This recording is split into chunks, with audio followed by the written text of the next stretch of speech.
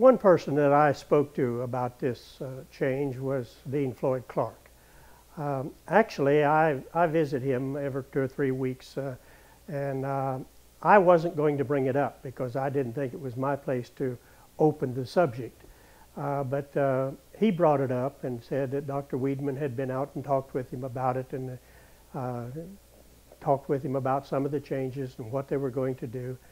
And so I guess my initial reaction was, well, I'm going to hear what really is going to be said about this now. But Dean Clark said to me, I believe that this is the right thing to do.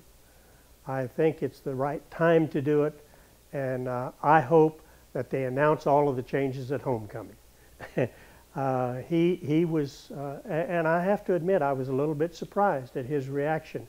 But I think he had looked at all of the various aspects of it. He had looked at the fact that we've always been pretty much a Great Commission school. Now we're saying it in our mission statement.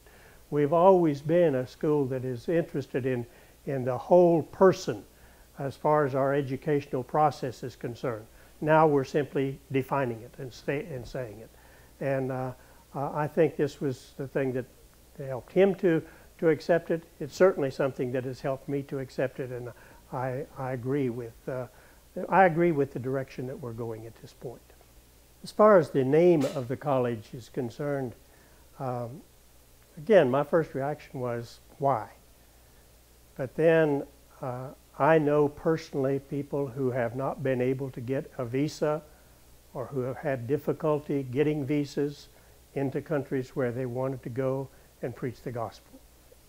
I think that changing the name so that we are more acceptable in those areas, so that those areas, those people who are sitting there reading the visa applications, those people who are going to make the decisions, don't have a barrier thrown up in front of them the very first time they open that paper.